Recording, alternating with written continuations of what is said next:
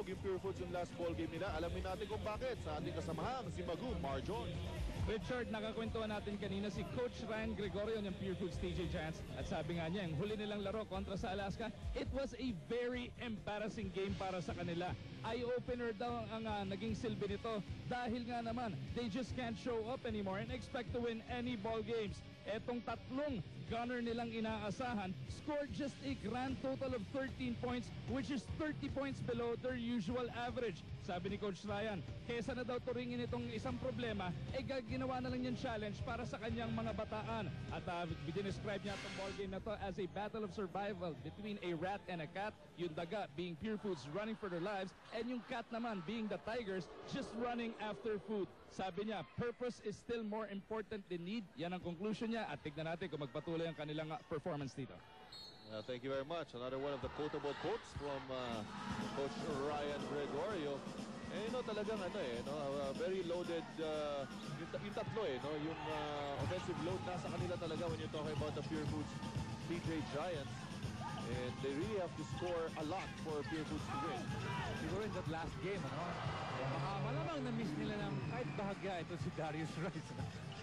Kailangan. For a while lang, but of course, life goes on. Ito si Rico Villanueva with his first 2 points of the ballgame. Pumasok na rin dito si Chico Lanete and he's called for his first foul. Alright, ito, titignan natin itong previous play. Actually, it was a miss by Rico Villanueva and a follow-up jam by Ralimi. That was our Yakult Slam Dunk brought to us by Yakult. Yakult, everyday okay, sigurado ka dyan. Here's James Yap, confronted by Ronjay Buenafe. Good defense dito by Buenafe. Balik sila kay Ralimi at the post. Ralimi, not finished, pero he was hacked.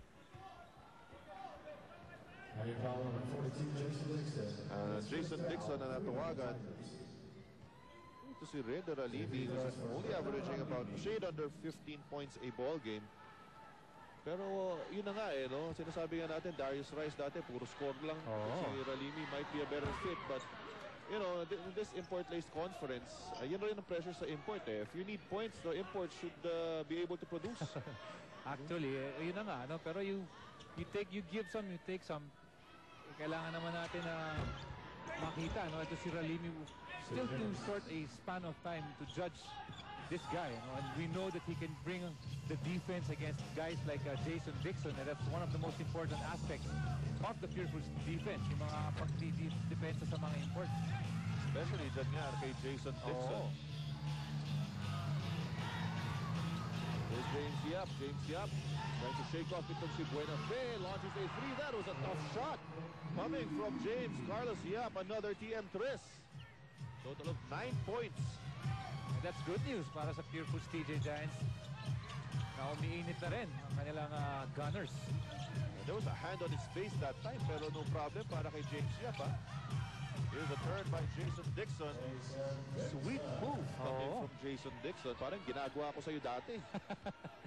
Very experienced move. Ito si Jason Dixon. Of course, he is the oldest amongst all imports dito sa PBA. I think he's 35 years old. 35? Matanda ka pa, ha? You're 6 years older than Jason Dixon. Okay, ha? Ito na ngayon si Copeland. Copeland orchestrating the play. Buenafe dumps it to the post dito kay Jason Dixon.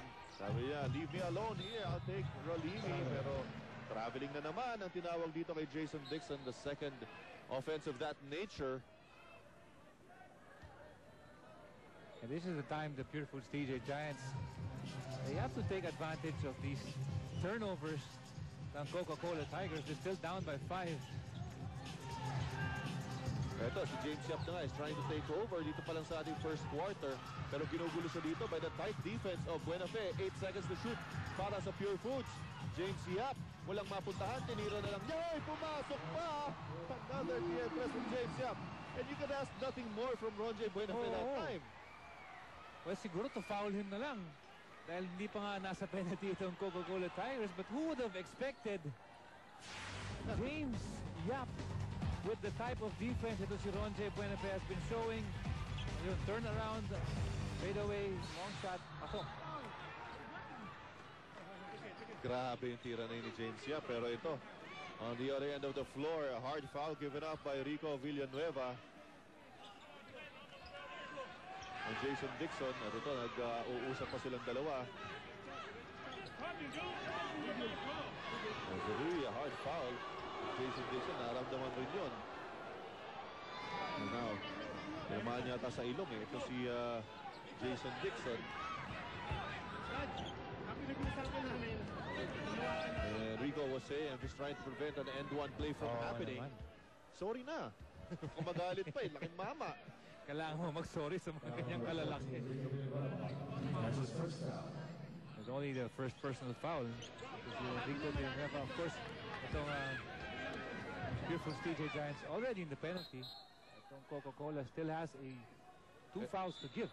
At si Jason Dixon is being checked on their bench dahil baka nga nagkaroon ng cut on his yan na nga, yung sa ilong pala eh. Oh. At they're checking him for some blood maybe at yun nga, nagkaroon tayo ng officials timeout dito for infection control. Hindi pa talaga pwede pag may dugo. Kaya naman pala nag-react itong si Jason Dixon. Marunong din pala masaktan itong mamang to. Meantime, ito po si Jason Dixon. Actually, he's the #1 scorer in the league right now. Oy, paalala natin sa inyo. Ang ating first game result, nagwagi po ang Magnolia Beverage Masters over the Welco Dragons. 94-86 was the final score. Olsen Racela was best player there with 20 points. 7 of 9 field goal shooting. 4 of 6 from the 3-point region. Ayan, makita natin, pag tinignan natin yung team standings umangat. Yung Magnolia Beverage Masters to 5th place. 4th place pala. And Jason Dixon, mukhang okay na siya. It would take a lot more, or a lot of that to stop this guy, to see Jason Dixon. Maganda rin dito kay Jason Dixon. Hindi rin siya talaga pikon eh. No?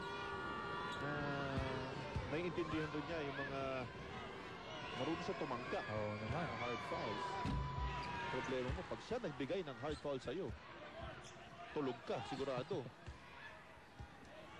As the two young coaches continuing with their chess match.